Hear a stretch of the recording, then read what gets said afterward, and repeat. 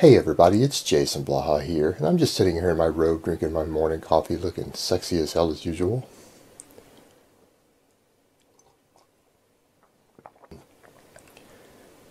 And for those of you who say I don't look sexy as hell when I do these videos in my robe, nobody cares what you think. I didn't ask you shit.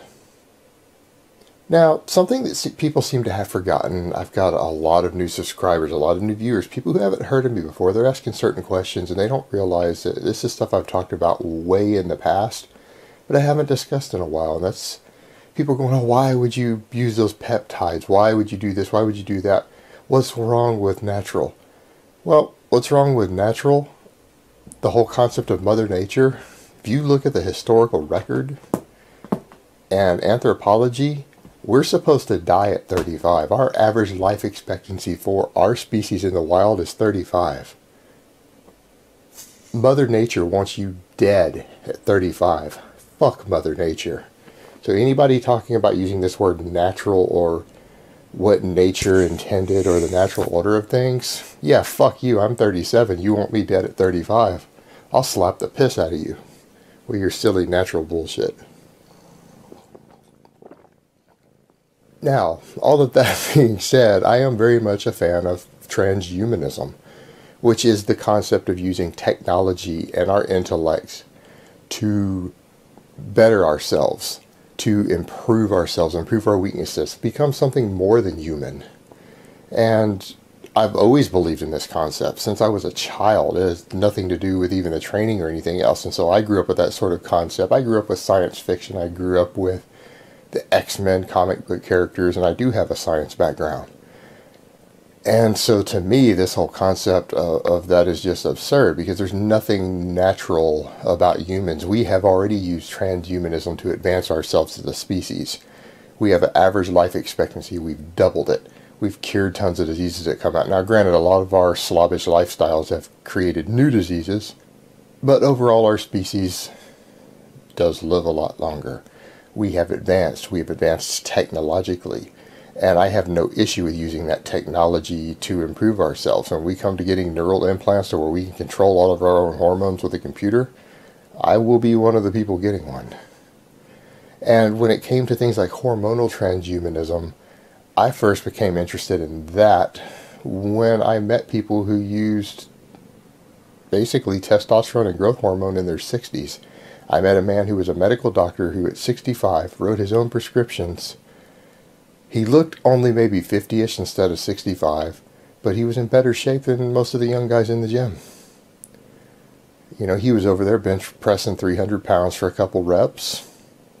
At 65, weighing about 170 pounds.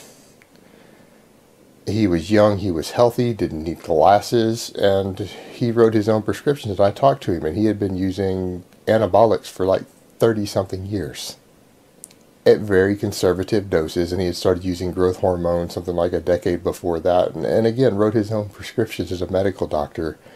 And it made me realize when I looked at other men I knew in his age group, like men in my own family who were just falling apart, and this guy was walking around healthy and strong, it made me realize that he was onto something. And I've known other guys like that. And so to me, this reality of people demonizing these substances that reverse the aging process, at least some aspects of it. Sure, he's probably going to die of old age like everyone else, but damn, he's not walking around with a walker at 70. This is a guy who at 65 had the sex drive of a 20-year-old, was in fantastic shape, healthy, had no hip problems, didn't need a walker, didn't have all these other problems that all these other old men I knew had. So it made me realize that the natural order of the way the average person does things is bullshit. Fuck that. Who wants to be that way? And when it comes to this whole demonization of things like anabolics, this was not the medical community that supported this. This was a political agenda started by the United States government that continues up into this day, even though they forgot what the original agenda was.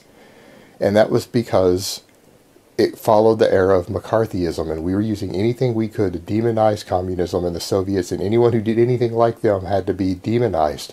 And even though we know the U.S. government was making anabolics in the 1950s and giving them to athletes all the way up to that time to counter the Russians we came out and said, hey, the Russians are the ones doing this, so steroids equals communism. Those evil Russians are doing it, therefore it's bad. It was demonized. And then you saw later movies like the Rocky movie, I think it was Rocky IV. That was an example of that propaganda that was pushed forward. The medical community did not support that originally. A lot of them do now because they have been fed propaganda without research, without looking at all the data. And it spread because the U.S. pushed it so hard. It spread because of sports into other countries. And that's where that comes from. If you're basically anti-steroid, then you are basically practicing, as Jamie Lewis termed it, neo-Mccarthyism. That's all it is. It's a political agenda. When the reality is, I've seen the effects of what they do to older men and men who ran them for years and years, and I'm sorry, they're in better shape and healthier than your grandfathers are. So it comes down to that reality of, I don't understand from a logical perspective or a thinking man's perspective what the objection is to people doing this. And to me, all of these different drugs are just a toolbox. Just like everything else we do for training or sports or someone's into bodybuilding or whatever you happen to train for, you have a whole toolbox available to you of tools that you use. And you choose those tools for whatever reason, whether it's you choose to do a low-carb diet or a cycling ketogenic diet or a high-carb diet or a vegan diet, whatever you do for your dietary approach, even your day-to-day changes or week-to-week changes, using a set of tools. It's a toolbox. You're selecting the tools that you think are the best ones, based upon risk versus rewards, cost versus benefits, what you're going to get out of it. Same with your training, what sort of training system you use, whether you choose to use a dumbbell or a barbell for your bench press, is picking a tool based upon your mind and your logic and your reason and a cost to benefit analysis of comparing them. And it's the same with all these other drugs. And so when people say, oh, natty versus enhanced, I don't even look at it that way. I look at it as a set of tools. And someone says, how would you have someone train different who's natty or enhanced? That's the stupidest fuck question. That is beyond moronic, because how do you differentiate between someone who chose these 3 tools versus someone who chose these 4 different tools? They're completely different. They're all going to affect the person differently. And I promise you that most people who use stuff go through that toolbox and say, I'll use this, this, and this. This is what I want. I won't use this, this, or this. They select tools. There are plenty of tools in that toolbox that I would never use, and I've got fans who say, well, why don't you use it? It's fantastic. And to me, the cost-to-benefit analysis isn't there. Things like insulin, things like DNP. But even by that same token, people pick their different choices of those things. There are people who love testosterone and will not touch nandrolone because of the cost-to-benefit analysis for them personally. It's not something they want to utilize. Whereas there's other people who megadose nandrolone and they love it.